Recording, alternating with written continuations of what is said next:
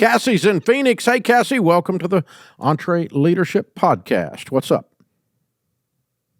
Good to be here. Thank you for taking my call. Sure. What's up? Hi. So I just recently purchased a business that I was a longtime customer of.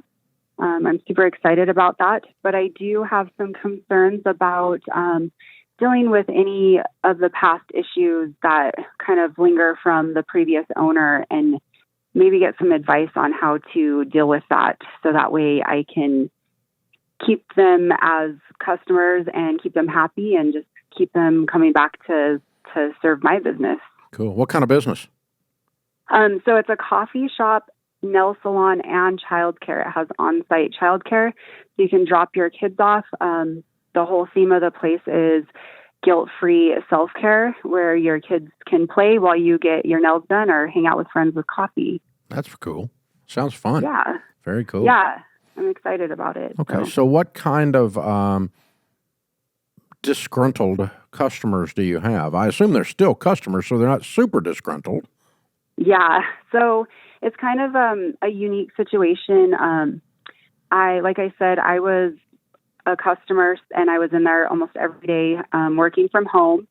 And I kind of watched the business fall apart.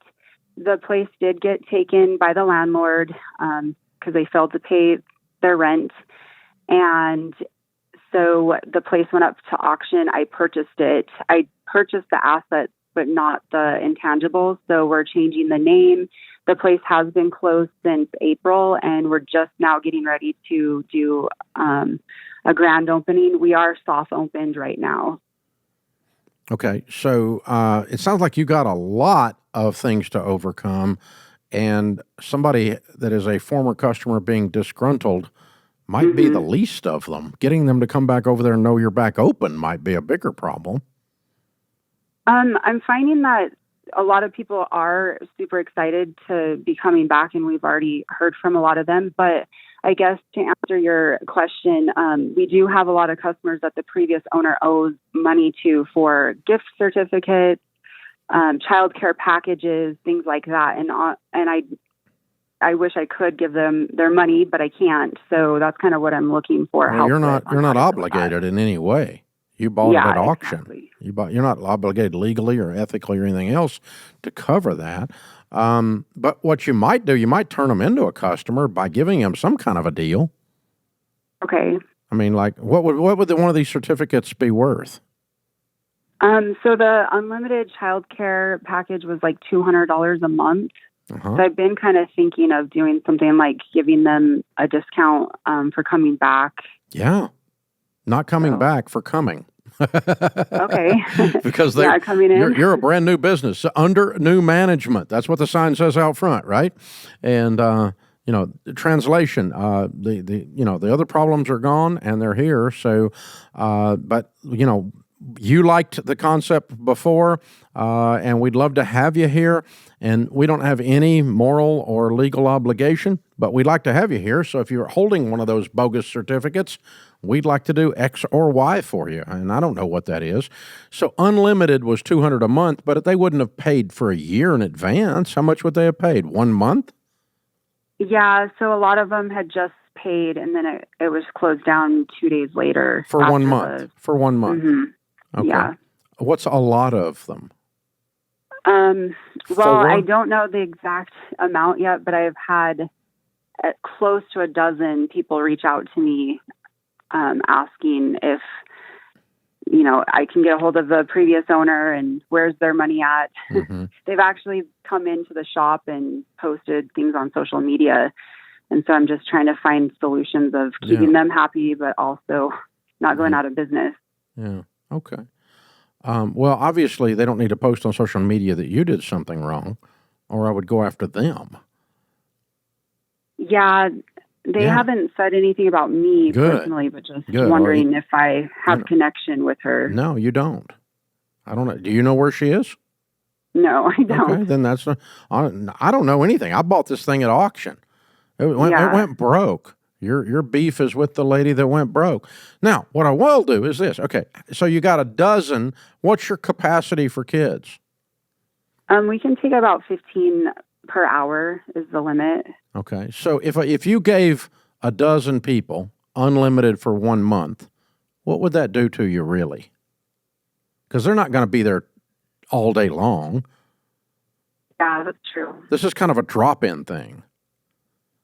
So, I mean, it'd be a maximum of like 5 hours a week or something, right? Mm-hmm. I think you can cover it. And I think you might want to just say, but I want them to like sign a statement that says that they understand that you're not liable in any way, but in return, we want you as a customer because you believe in the concept, and because they're going to come in and the next month they're going to give you $200. Exactly. And the next month they're going to give you $200, and the next month they're going to give you $200. And so really what you're giving them is a sample, a free sample. Let's pretend that they didn't have anything, any previous certificates, but they walked up to the front door and said, well, we might give you a try. And you say, okay, I'm going to give you a free month just to get you hooked as a customer. And they were just off the street. And, you just took on, the first 10 people that want an unlimited child care deal, I'm going to give you a free month just to prove to you we're awesome. Just to get the message out there, get the word stirred up, right? I would do that just to get some customers coming and get some stuff moving because, again, the next month is $200, and the next month's $200, and the next month's $200. So your lifetime value of one of these customers is probably $4,000 or $5,000. Yeah. Okay. That makes a lot of sense. If you can handle the capacity. So you may have to put a limitation on it. The first 10 people that come back with old certificates, we're going to honor them for a month. And then the next 10 we'll do the next month. And the next 10 we'll do the next month. After you get, so you don't get overwhelmed and operate a free thing because you can't afford to do that. I don't think you can afford to do that. I don't think you want to do that. But I'm going to use this as a marketing opportunity rather than feeling somehow indirect guilt because the other lady just screwed up her business. She probably wasn't a crook. She probably just screwed up her business and walked away. That's probably all it was. But hey, it sounds like you're doing a really cool thing. I think you got a great opportunity. You do need a name change. You need a color change. If you have the money to paint the place a different color, paint it. Let everybody smell and see with the name and the logo and the color change that it's all new.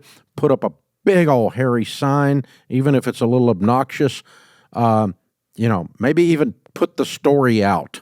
I bought this at auction from the people who went broke because I was a customer and I believe in the concept under new management. When you walk up to a market that, the food or a place the food was bad or something, and it says under new management, it says, try our food. It's good. The other place sucked. That's what under new management says. And so kind of, telescope out there, telegraph out there what it is, the message you're trying to get across, and that this is there's a new sheriff in town, Cassie. She's got her own little badge, her own little gun. She's in charge. And that's where we're going with this. So very cool stuff, Cassie. I'm proud of you. Sounds like you got a fun endeavor there. And the cool thing is you love the idea. You were already a customer. Man, that's sweet. Very smart on your part. This is the EntreLeadership Podcast.